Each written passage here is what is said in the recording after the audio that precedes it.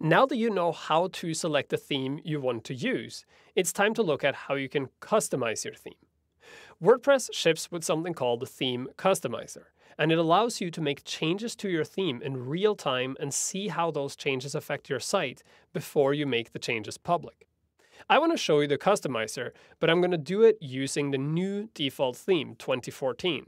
And in the last movie, I changed to the 2012 theme, so I'm going to switch back to the 2014 theme first, and then move to the customizer. To switch to the theme, I'm going to go to my toolbar, hover over the site name, and select Themes. And here you see 2012 is currently active, so I'm going to hover over 2014 and click Activate. Now I can get to the customizer from several different places. If I'm in this themes page, I can simply click on the blue Customize button on the active theme. If I go and preview the theme, I can also click on Customize right here at the bottom.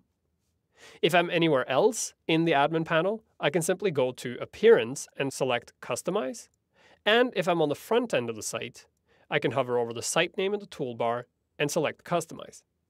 All of these different options take me to the same customizer. Like I said before, the customizer allows you to preview changes in your theme live on your site before you save them and make them public. The layout here is pretty straightforward. You have all of the features on the left-hand side, and you can collapse this window if you want to. And then you have the live preview on the right. Starting from the top, you have the theme information under the theme name. Then you have site title and tagline. And here you can actually change the site title and tagline of your site in real time and see what that will do to the site. So right now you see the site title is here and the tagline is directly underneath. So here I can go and say new title, and you see the new title just appear. I can also test to see how far I can go with this. And I can also change the tagline. You'll notice that in some sites, you also have this option, Display Site Title and Tagline. And if you turn it off, you don't display the site title and tagline, and all the content underneath it will shift up. This is especially useful if you choose to switch out the header with a custom header image, maybe with a logo or something, and you don't want to display the site title and tagline underneath and repeat the name of your company or your blog. I'm going to leave it on. Underneath site title and tagline, you have colors. Depending on the theme you're using, you'll have different options here for the color schemes. In the 2014 theme, you can change the site title color, so that would be the color of the title here. So I can click on the color selector here and pick another color. And you see that change happen in real time. If you don't like the pick you made, you can simply click again and click default, and it'll jump back to the default for the theme. You can also change the background color. So here I can change maybe a bright purple. Now you can't see it here because the screen is too small, but if I collapse this panel, you see that the background is over here on the right-hand side.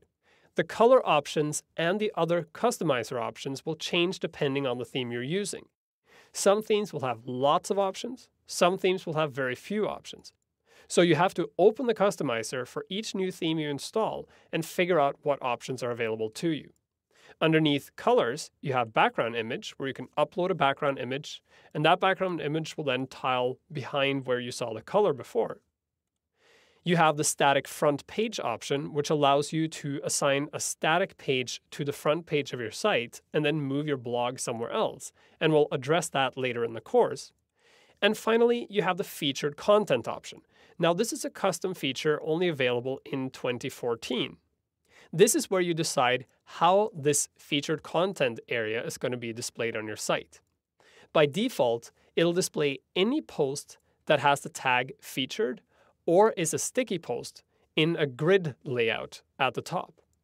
You can change the layout to a slider if you want to by using this dropdown.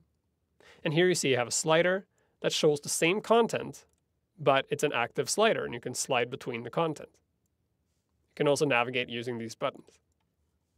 If you want to, you can change the tag name that displays content. So if you don't like the tag featured, but you want to say something like front page instead, you can change the tag name here and then change the tags on your site to make them match. A better example might be if you already have an existing site and you use a specific tag that you feel is the featured tag, and you don't want to change all the posts that have those tags, you can just go in and put that tag here instead, and those posts will automatically appear in this slider or in the grid pattern. The slider and grid pattern will only display 6 posts at the most, and those will be the 6 latest posts or the 6 posts that are also sticky posts. So you have to kind of organize this if you want to make sure that your content displays the way it's supposed to. Underneath the tag name, you can also choose whether or not you want to display the tag on the front end. If you uncheck this, it means people will be able to see the featured tag. If you check it, people won't be able to see the featured tag and follow it.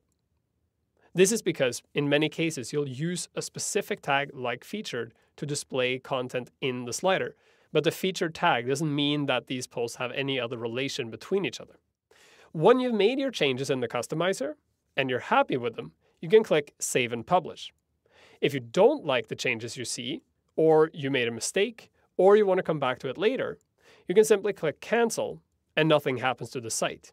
The really cool thing is that while you were working in the customizer, nothing actually happened to the site itself. So people visiting the site would never have the experience of you tinkering with the site to make it work or make it look different. All they get is a completely seamless transition between what the site looked like before you used the customizer and then the new customized version that you saved and published from the customizer.